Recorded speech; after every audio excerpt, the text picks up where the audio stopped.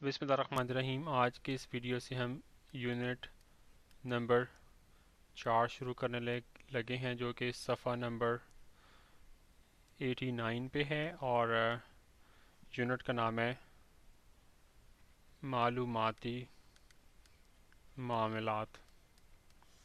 इसको वो information handling भी कहते हैं।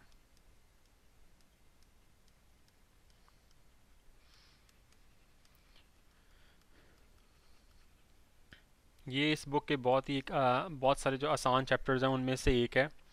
तो अभी हम अपना टॉपिक शुरू करते हैं 4.1,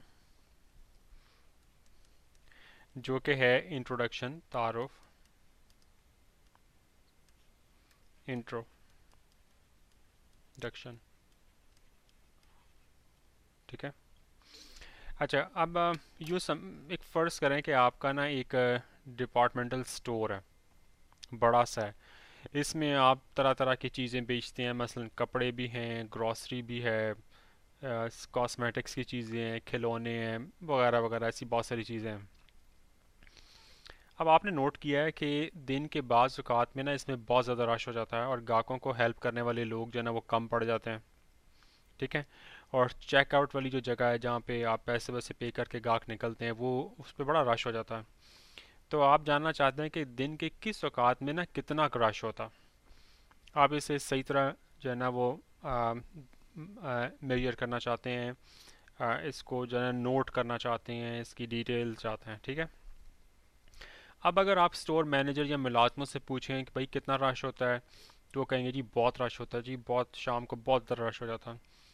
लेकिन इससे आपका ना मसला हल नहीं होता, क्योंकि आपको ना कंक्रीट नंबर्स चाहिए। भाई कितना रश होता, कितने लोग आते हैं, एग्जैक्ट नंबर्स चाहिए आपको। तो फिर आप बड़ा सोचते हैं, फिर आपको ख्याल आता है कि यार क्यों ना मैट्रिक के किसी तालब इल्म को हायर करते हैं जिसने ना इंफॉर्मेशन हैंडलिंग का चैप्टर पढ़ा हो। तो जनाब उसने यूनिट 4 का इंफॉर्मेशन हैंडलिंग मालूमाती मामलात का चैप्टर बड़ी अच्छी तरह पढ़ा हुआ है। आप ना उस ऐसे तालब इल्म को जो आपके मोहल्ले में, आप उसे बुलाते हैं, तो वो आके आपसे पूछता है कि सर आपको एग्जैक्टली क्या चाहिए। तो आप उसे कहते हैं कि भाई मेरा सवाल ये है कि दिन के किस टाइम में दुकान के अंदर कितने गाहक आते हैं। मैं अगले पेज पे चलता हूँ। आपका सवाल है दिन के किस टाइम में दुकान में कितने लोग आते हैं। ये आपका सवाल है और ये बड़ा क्लियर और बड़ा एक जामे किस्म का सवाल है। साफ पता चल रहा है आपको क्या चाहिए। अच्छा जी। अब वो जो तालिब इल्म है ना वो बड़ा समझदार है और तेज़ है। वो कहता है कि भाई हम क्यों ना और भी कुछ चीज़ें पता कर लें, इसके लिए कुछ ना कुछ हमें काम करना पड़ेगा, तो कुछ और मालूमात भी इकट्ठी कर लेते हैं। आप कहते हैं भी अच्छा वो क्या मालूमात इकट्ठी करें। वो कहता है सर ऐसा करें कि मिसाल के तौर पे ये देखें। वो कहता है जी दुकान के अंदर कितना टाइम रुकते हैं, दुकान के अंदर ग्राहक कितना टाइम रुकते हैं। ठीक है। बड़ा मुफीद सी मालूमात है ना कि आपके दुकान में ग्राहक आते हैं, वो ज़्यादा टाइम लगाते हैं, कम लगाते हैं। इससे आपको पता चलेगा कि वो टाइम ज़ाया तो नहीं अंदर कर रहे आके। मुमकिन है कि उन्हें चीज़ें सही जगह पे ना मिल रही हूँ, इसलिए ज़्यादा टाइम लगता हो। मुमकिन है कि चीज़ें बहुत अच्छी तरह पड़ी हों, कि वो आते हैं, चीज़ उठाते हैं और पे करके चले जाते हैं। तो एक दुकान के अंदर कितना एवरेज टाइम वो स्पेंड करता है गाहक, वो बड़ी इंपॉर्टेंट और अच्छी मालूम मुफीद मालूमात है। ठीक है। और अगेन बाज़ औक़ात ऐसा होता है कि एक सवाल आपको आ, पूरी मालूमात नहीं देता, जामिया। बाज़ औक़ात आपको 3-4 सवालों को मिला के फिर चीज़ का आइडिया होता है। जैसे इस सवाल से आपको ये नहीं पता चलेगा कि आपकी दुकान के अंदर चीज़ें अच्छी तरह अरेंज हुई हुई हैं कि नहीं हुई हुई, ज़्यादा टाइम क्यों लग रहा है। लेकिन बहरहाल पता चलता है कि दुकान में ऑन एवरेज आधा घंटा लगता है कि 20 मिनट लगता है। आपको बॉटल नेक्स पता चल सकते हैं ना दुकान के अंदर। अब अगर और सवालों के जवाब आप ढूंढें, फिर इसके साथ मिलाएं, फिर वो ये सजेस्ट करता है कि सर आप ऐसा करें कि किस डिपार्टमेंट में कितने लोग जाते हैं। क्योंकि आपकी दुकान के अंदर बहुत सारे डिपार्टमेंट है ना, कपड़ों का डिपार्टमेंट है, ग्रॉसरी का। तो किस डिपार्टमेंट में कितने लोग जाते हैं। इससे आपको ये पता चलेगा कि भाई कि कोई डिपार्टमेंट जो वो कितना पॉपुलर है, किस में ज़्यादा रश होता है। फिर वो कहता है जी ऐसा एक और काम करते हैं कि ये देखते हैं कि कितने लोग ख़रीदारी करके आते हैं और कितने वैसे ही चले जाते हैं।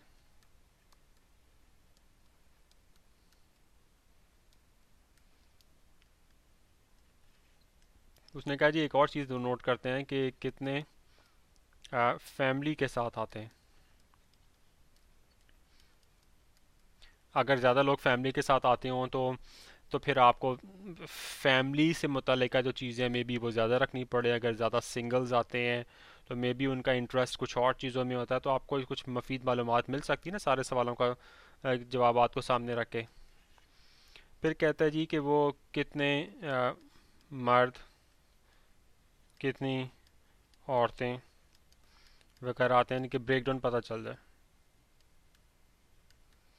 यानी कि आपके दुकान में ज़्यादा मर्दों में ज़्यादा पॉपुलर है कि औरतों में ज़्यादा पॉपुलर है। अ, इस तरह आपको जो है ना वो आइडिया होगा कि आपके यहाँ मतलब अगर फ़र्ज़ करें मर्दों में पॉपुलर नहीं तो मे बी आप मर्दों की चीज़ें ज़्यादा रखना चाहें जो उनके पसंद की हों। मे बी ख़वातीन में ज़्यादा पॉपुलर है तो मुमकिन है कि वो चीज़ें और रखना चाहें, कुछ बैलेंस वगैरह करना चाहें, जिस तरह की आपका प्लान है। तो आपने ये देखा कि आपका एक छोटा सा एक प्लान था, लेकिन उस लड़के ने आपको बहुत सारी और मालूमात इकट्ठी करने के लिए भी बहुत सारे सवाल बताए। ठीक है, अब इसके लिए वो जो भी प्रोसेस करेगा वो एक अलग बात है, लेकिन एक बात है कि वो इस मालूमात को इकट्ठा करने के लिए जो है ना कोई उसके ज़हन में कोई खाका होगा। ठीक है ना, कोई प्रोसेस उसके ज़हन में होगा कि कैसे मालूमात इकट्ठी करी की जाए। फिर उस मालूमात को इकट्ठी करने के बाद ये भी है कि उसको कितना अच्छे तरीके से प्रेजेंट किया जाए। ठीक है, मैं अगले पेज पे चल के ये दो चार इंपॉर्टेंट चीज़ें लिखता हूँ। एक तो ये है ना कि प्रोसेस या मालूमात इकट्ठी करने का तरीका, ये उसका ज़बरदस्त होना चाहिए। फिर एक और चीज़ बड़ी इंपॉर्टेंट है कि उसका जो है ना तजर्बा भी होना चाहिए इस चीज़ में। और फिर यह है कि मालूमात को मुफीद तरीके से पेश किया जाए। अगर वो आपको ऐसे कोई नंबर 25, 56, 75 लिख के दे दे 75, तो आपको कुछ समझ में नहीं ना आएगा। लेकिन अगर वो एक उसको अच्छे तरीके से प्रेजेंट करे, ऐसे तरीके से जिसको कुछ समझ आए, आपको देख के मतलब कोई टेबल वगैरह बना दे, किसी किस्म का कोई ग्राफ वगैरह बना दे ऐसे करके, तो फिर आपको ज़रा ज़्यादा अच्छे तरीके से समझ आएगा ना।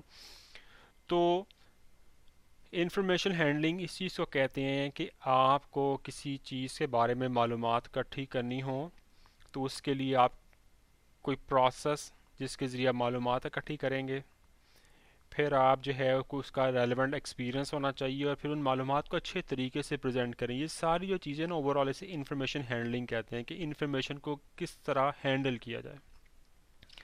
तो ये है इस टॉपिक का इंट्रोडक्शन। ठीक है, मैं जो बुक की हेडिंग है उनको भी साथ साथ फॉलो करता जा रहा हूँ ताकि आपको लेक्चर जो है ना वो बुक के साथ जो है ना मिला के पढ़ने में या देखने में आसानी हो। अगला टॉपिक है जी डेटा, मवाद। डेटा इतना कॉमन लफ्ज़ है कि मेरा ख्याल है आप सब लोगों को पता होगा कि डेटा का क्या मतलब है। पर डेटा का मतलब ये होता है कि मालूमात, मवाद, जो आपने चीज़ें इकट्ठी की हैं, आम तौर पे जो है वो आप समझते हैं कि ये नंबर्स होंगे। ठीक है, वो आम तौर पे नंबर्स होते भी हैं, इसमें कोई शक नहीं, नंबर्स। लेकिन ये ज़रूरी नहीं कि नंबर्स हों, क्योंकि इसके अलावा और जो है ना वो दूसरी तरह की मालूमात भी जो हो सकती हैं जो नॉन नंबर्स होंगे। मैं मिसाल देता हूँ, जैसे कि फ़र्ज़ करें कि एक ऑफिस है, उसमें ना मुलाजमों का ना रिकॉर्ड पड़ा हुआ है, मुलाजमत का रिकॉर्ड।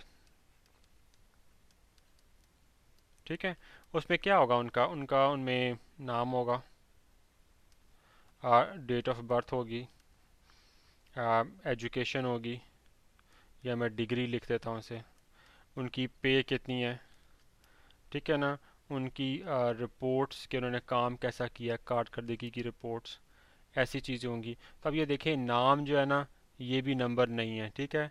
डेट ऑफ बर्थ एक नंबर है, एजुकेशन डिग्री ये नंबर नहीं है, नॉन नंबर है, ठीक है, नॉन नंबर। ये भी नॉन नंबर है, ये नंबर आप कह सकते हैं। पे एक नंबर है, रिपोर्ट्स हैं वो नॉन नंबर होंगी। तो डेटा के अंदर जो है वो नंबर्स भी हो सकते हैं और नॉन नंबर्स भी हो सकते हैं। अब ये जो डेटा है ना, इसके अलावा यूँ समझें कि ये कागज़ पे भी हो सकता है। किस फॉर्म में होगा? कागज़ के ऊपर लिखा हो सकता है, इलेक्ट्रॉनिक फॉर्म में हो सकता है, और बहुत सारी फॉर्म्स में हो सकता है। मोस्ट कॉमन आजकल जो है ना वो चूँकि कंप्यूटर का ज़माना है तो इलेक्ट्रॉनिक चीज़ें काफ़ी ज़्यादा होती जा रही हैं आहिस्ता आहिस्ता। गवर्नमेंट जो है वो अपने पुराने रिकॉर्ड्स को आहिस्ता आहिस्ता इलेक्ट्रॉनिक फॉर्म में कन्वर्ट करेगी। गो कि आपको बहुत सारा पुराना रिकॉर्ड अभी भी फाइलों वगैरह में नज़र आता है, ठीक है ना, लेकिन आहिस्ता आहिस्ता चीज़ें कंप्यूटर की तरफ जाती जा रही हैं। अब जो हमारी डिपार्टमेंट स्टोर वाली एग्ज़ाम्पल थी, ठीक है, उसमें फ़र्ज़ करें कि जब आपको वो लड़का मालूमात ला के देता है मैट्रिक का, तो उसमें बहुत सारी चीज़ हो सकती है। मसलन ये कि टाइम, किस टाइम के ऊपर लोग आते हैं, ठीक है, नंबर ऑफ़ पीपल कि कितने लोग आते हैं, ठीक है ना, आपने यही पूछा था ना उससे। मुमकिन है आप उसमें कोई डेट वगैरह भी डालें, ऐसी बहुत सारी चीज़ें हो सकती हैं। तो ये सारी की सारी आपकी जो है वो डेटा कहलाती हैं। अगला हमारा टॉपिक है 4.1.2। ये टॉपिक है मवाद का हसूल और उसे पेश करना,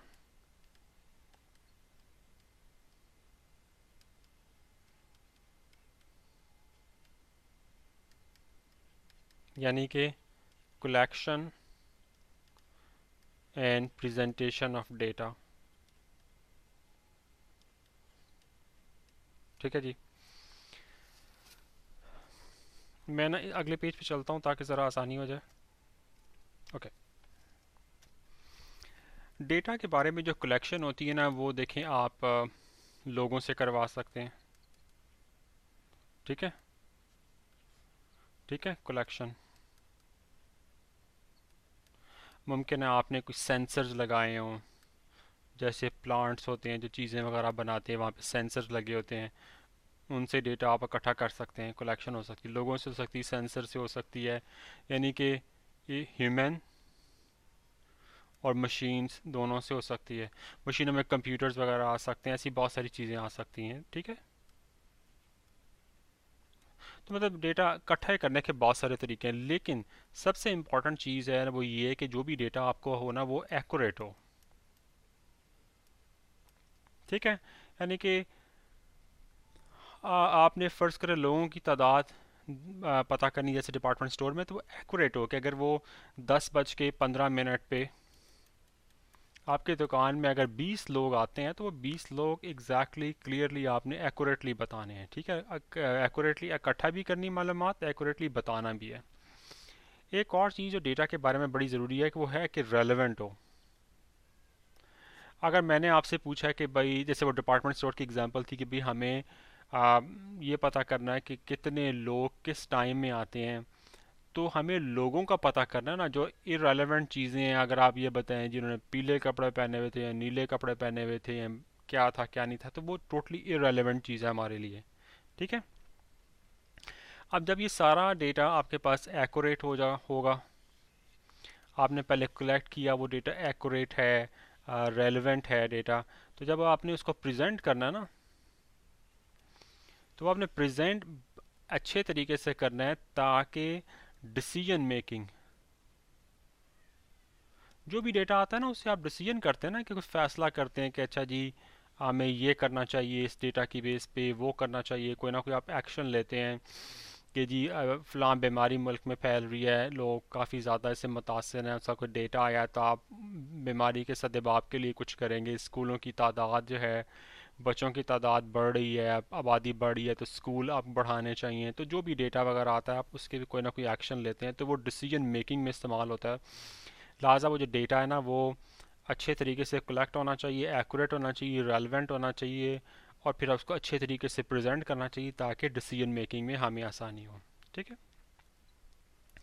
अब डेटा के बारे में ना बुक में उन्होंने दो तरह की ना वो इनकी वो बताई हुई है एग्जांपल्स, कि वो डेटा सॉरी एग्जांपल नहीं, इकसाम के किस तरह के डेटा होते हैं। एक है इब्तदाई मवाद, ठीक है, जिसे वो प्राइमरी डेटा कहते हैं,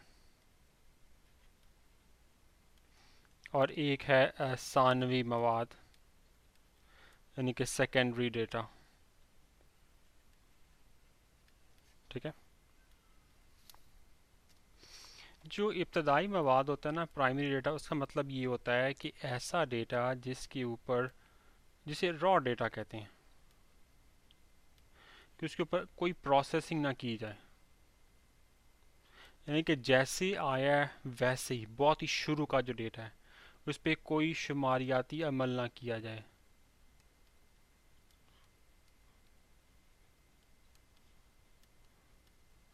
मिसाल के तौर पे जैसे हमने कहा था ना कि वो आपका डिपार्टमेंटल स्टोर है, आप पता करना चाहते हैं कि भाई दुकान में किस टाइम पे कितने लोग आते हैं।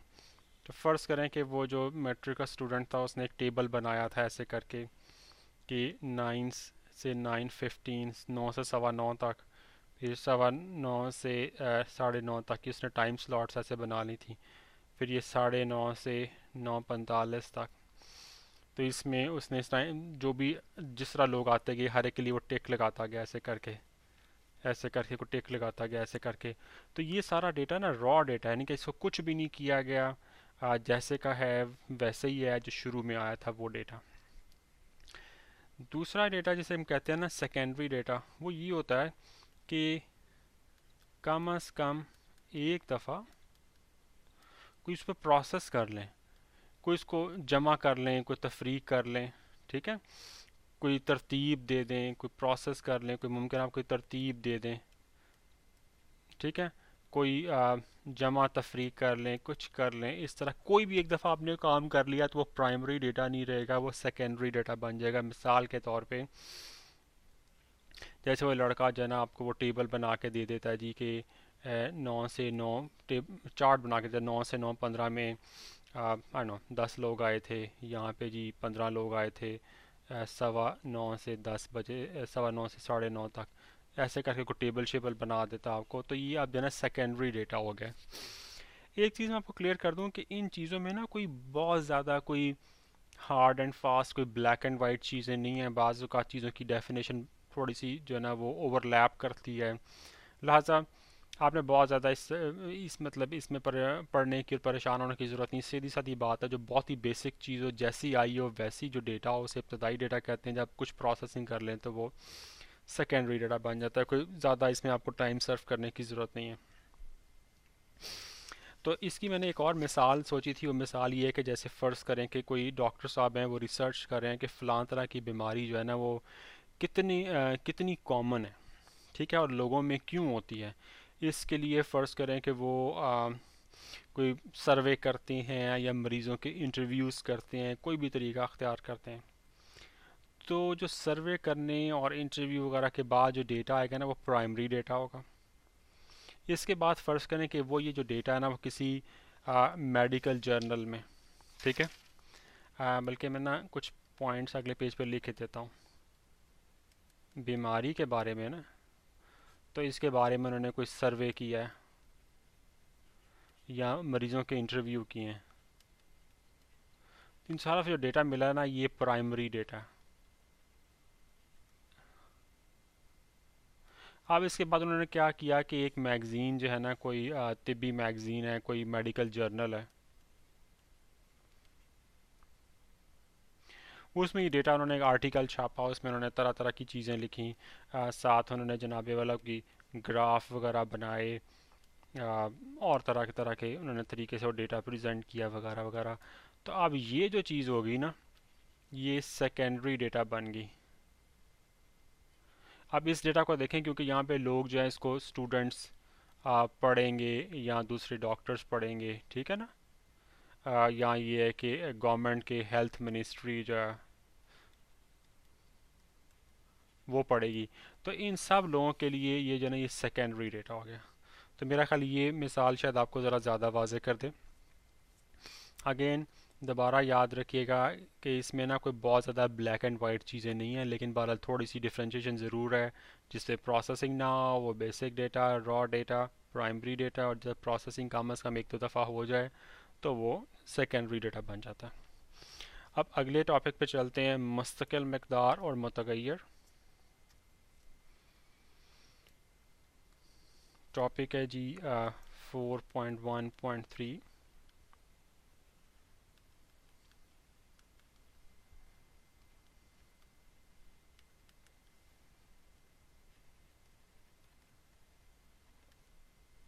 ये मुस्तकिल मकदार को कांस्टेंट कहते हैं ना, ये आप चीज़ें आपने पढ़ी हुई हैं, कोई ऐसा मसला नहीं है इसमें। और ये वेरिएबल है, ठीक है, ये वेरिएबल है, मुतगय्यर को वेरिएबल कहते हैं। तो ये दो चीज़ें हैं, बहुत ही आसान है। मिसाल के तौर पे फ़र्ज़ करें कि मुस्तकिल की चीज़ बात करते हैं, मुस्तकिल मकदार की। ये ऐसी चीज़ें जो ऑफ कोर्स चेंज ना हो। मिसाल के तौर पे अब स्कूल है, स्कूल के अंदर जो प्रिंसिपल है, स्कूल के जो प्रिंसिपल हैं वो हमेशा एक ही होंगे ना, ठीक है। आ, लोगों के जो मतलब आमतौर पे माँ बाप जो होते हैं वो एक कपल होता है, एक ही होते हैं माँ बाप, ठीक है ना। आपके जो बायोलॉजिकल फादर और मदर होते हैं वो एक ही होते हैं। इसी तरह किसी मुल्क का सदर है, वो भी एक ही होगा ना। इसे मैं पेयर लिख देता हूँ। सूबों की तादाद आमतौर पे कांस्टेंट होती है, मतलब पाकिस्तान में हमारे 4 सूबे हैं, कांस्टेंट तादाद है ना। उसके मुकाबले में वेरिएबल चीज़ें हैं जो तेज़ी से तब्दील होती हों, वक्त के साथ तब्दील होती हैं। मिसाल के तौर पे आ, बच्चों की तादाद है। ये एक फ़र्ज़ करें कि ग्रोइंग फैमिली है, माँ बाप का तो एक पेयर है, लेकिन बच्चों की तादाद है वो आ, पहले मतलब फ़र्ज़ करें एक बच्चा है, बाद में दो हो गए, तीन हो गए, चार हो गए, इस तरह करके। इसी तरह फ़र्ज़ करें कि वज़रा की तादाद है, मुल्क की जो काबीना है उसके अंदर 25 वज़ीर हैं, कुछ वज़ीर नए आ गए, कुछ 27 हो गया, कोई एक आधा कुछ चला गया उसको निकाल दिया, 26 हो गए, फिर और वज़रा आ गए, 35 हो गए। मतलब ये चीज़ें तब्दील होती रहती हैं ना आमतौर पे। इसी तरह क्लास में तलबा की तादाद, ठीक है ना, आमतौर पे ये मुतगय्यर होती है कि एक वक्त में 25 हैं, फिर कुछ लोग चले गए, 23 रह गई, कोई दूसरे शहर से और लोग आ गए, कुछ 27 हो गई। तो ये चीज़ें तब्दील होती हैं, बढ़ती कम होती है, लेकिन इनमें एक चीज़ हमेशा याद रखिएगा कि आम तौर पे ना कोई इनमें एक रेफरेंस होता है। आप देखें जैसे बच्चों की तादाद है, अगर फ़र्ज़ करें कि एक कपल के दो बच्चे हैं, माँ बाप के दो बच्चे हैं, तो ये इस वक्त लेट्स से कि वो दो बच्चे हैं, तो अगर आप उसी वक्त की बात करें तो वो दो ही बच्चे हैं ना। आ, लेकिन अगर आप जब उनका तीसरा बच्चा पैदा होता है तो वो तीन बच्चे हो गए। लेकिन और उस वक्त आप बात करें जब वो बच्चा पैदा हुआ है, जब जब तक लेट्स से कि अगला चौथा बच्चा नहीं हुआ, तो वो कांस्टेंट तादाद है ना। लेकिन यानी कि आप किस वक्त किस रेफरेंस से बात कर रहे हैं उसके डिपेंड करता है कि चीज़ कांस्टेंट है कि वेरिएबल है। लेकिन इन जनरल माँ बाप आपके एक ही होते हैं, मुल्क का सदर एक होता है, सूबों की तादाद आमतौर पर कांस्टेंट होती है, स्कूल का प्रिंसिपल आमतौर पर एक होता है, ये आमतौर पर कांस्टेंट रहती है चीज़ें, ठीक है ना। लेकिन बच्चों की तादाद आमतौर पर चेंज होती है, वज़रा की तादाद, क्लास में बच्चों की तादाद, तो कुछ चीज़ें चेंज होती रहती है। तो इनके पीछे एक आमतौर पर एक रेफरेंस पॉइंट होता है, ठीक है। तो इनमें जो रेफरेंस पॉइंट है वो बच्चों की तादाद, ये वज़रा की तादाद, क्लास, इनमें एक खासा बड़ा रेफरेंस पॉइंट होता है, खासी बड़ी आप एक ओवरऑल बात करते हैं, मुद्दत के ऊपर बात करते हैं, और इन जनरल इस मुद्दत के ऊपर आपकी चीज़ें जो है ना वो चेंज होती हैं। जैसे कि अगेन क्लास में तलबा की तादाद, या ये है कि आप फ़र्ज़ करें कि आबादी जो होती है वो बढ़ती है कम होती है, उस पर डिपेंड करता है, ठीक है ना। आ, ये चीज़ें खासी तब्दीली से तेज़ी से चेंज होती हैं। तो बहुत ही आसान है। आपने पहले चीज़ें पढ़ी हुई हैं, ये कांस्टेंट और मुतगय्यर यानी कि वेरिएबल, इन चीज़ों का भी यहाँ पे आगे इस्तेमाल होगा डेटा के अंदर, ठीक है। अगला टॉपिक छेड़ते हैं हम। अगला टॉपिक है जी 4.1.4, गैर मुसलसल और मुसलसल मुतगय्यर।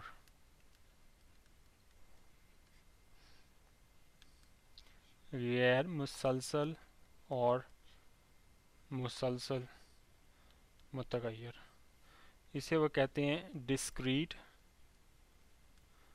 और इसे कहते हैं नॉन डिस्क्रीट।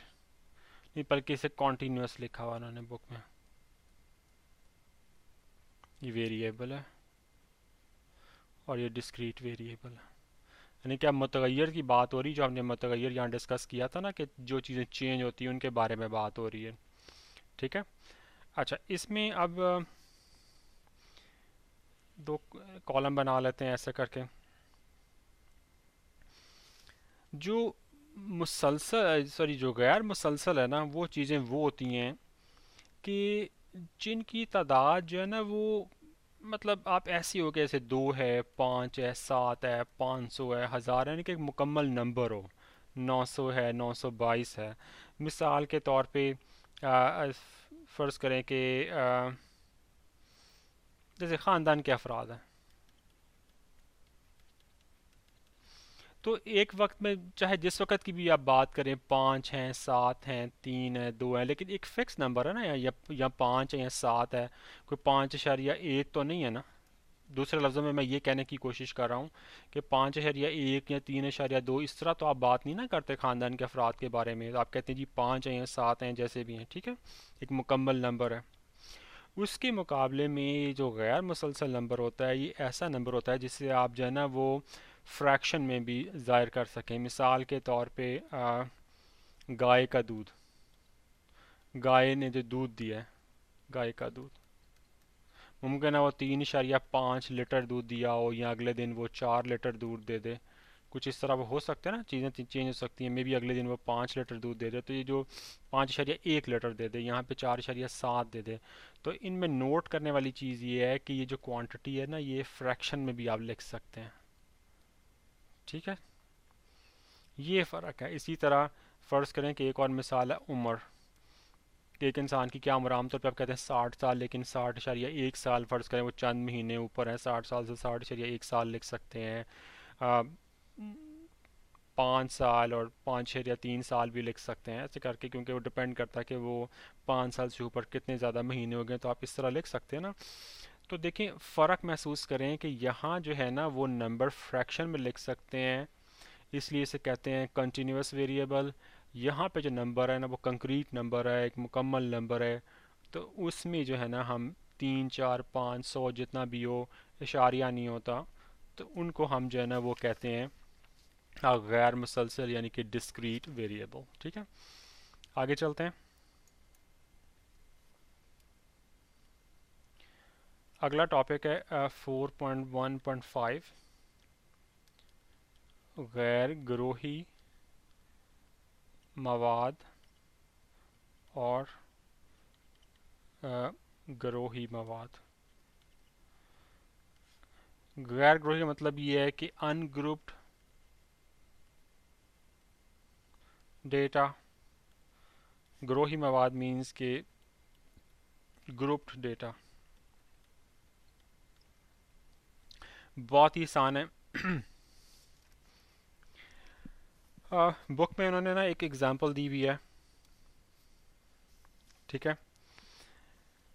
जिसमें उन्होंने ये कहा है कि फ़र्ज़ करें कि एक क्लास है, उसमें तलबा हैं कुछ, उनमें उन्होंने नंबर हासिल किए हैं, ठीक है। आप फ़र्ज़ करें कि नंबर कुछ ऐसे हैं कि लेट्स से 301 है, 305 है, 307 है, 350 है, 390 है, ये नंबर्स हैं उनके। इसी तरह और भी बच्चे हैं क्लास में, तो उनके नंबर कुछ इस तरह हैं, 401, 412, 417, ऐसे करके। तो अगर मैं आपको लिस्ट दे दूं जी नंबर इस तरह, 301, 305, 307, 350, 90, 400, तो ये जो सारा डेटा है ना, ये है अनग्रुप्ड डेटा, ये वाला। उसके मुकाबले में फ़र्ज़ करें कि मैं यूं करता हूं कि आपको एक टेबल बना देता हूं, जैसे बुक में उन्होंने बड़ी अच्छी एग्जांपल दी हुई है, मैं शायद पूरा टेबल ना बनाऊं। जैसे टेबल में कहते हैं कि वो हासिल करदा नंबर और तलबा की तादाद। अब उन्होंने रेंज बना दी जी कि 300 से लेके 400 तक। उसमें देखें 1, 2, 3, 4, 5 लड़के हैं ना, ये लड़के हैं लड़कियां जैसा भी है। उसके बाद अगली रेंज है 401 से, फ़र्ज़ करो कि हम 500 तक की रेंज बना लेते हैं, मैं मिसाल दे रहा हूँ। तो इसमें फ़र्ज़ करें 18 बच्चे आते हैं। तो ये जो डेटा है ना, अब उन्होंने क्या किया, डेटा को ग्रुप कर दिया ना, ताकि आपके लिए इसको समझना, पढ़ना और उसके ऊपर फिर कोई डिसीजन लेना आसान हो। तो ये उन्होंने डेटा ना क्या किया, ग्रुप बना दी, इनकी ग्रुपिंग कर दी ना, 300 से 400 तक, 400 से 500 तक, और उनके अंदर जितने हैं वो कर दिए। तो इसको कहते हैं ग्रुप्ड डेटा, ये वाली चीज़। तो ये सारा फ़र्क है जी। ऐसा क्यों करते हैं हम? ऐसा हम इसलिए करते हैं कि मालूमात जो है ना, उनको समझना आसान हो। ठीक है, एक ये वजह होती है। दूसरी वजह ये है कि अच्छे तरीके से पेश किया जाए, इसलिए करते हैं ना। और तीसरी बात यह है कि उसकी बेस पे बिजनेस डिसीजन, यानी कोई फ़ैसला करना आसान हो। अगर मैं ऐसे लंबी चौड़ी क्लास में फ़र्ज़ करें 50 तलबा, मैं ऐसे लंबे चौड़े नंबर लेके ले जाऊं, तो प्रिंसिपल साहब के लिए बड़ा मुश्किल होगा कि अच्छा भाई समझ नहीं आ रही कि भाई कितने लोगों के कम नंबर हैं, कितने लोगों के ज़्यादा। लेकिन अगर इस तरह को रेंज बना लें तो उनके लिए बहुत ही आसान होगा समझना कि भाई अच्छा ऑन एवरेज जो स्कोर है वो क्लास में इतना है, आ, जो हाईएस्ट साइड पे इतने तलबा हैं, लोएस्ट साइड पे इतने तलबा हैं। तो उससे उनको बड़ी अच्छी तरह अंदाज़ा हो जाएगा कि क्लास में क्या सूरत हाल है। इसलिए हम डेटा को ग्रुप करते हैं। तो ये हो गया ग्रुप डेटा। अब अगला टॉपिक है क्लासिफिकेशन, तो वो हम इंशाल्लाह अगली वीडियो में करते हैं। अस्सलाम वालेकुम।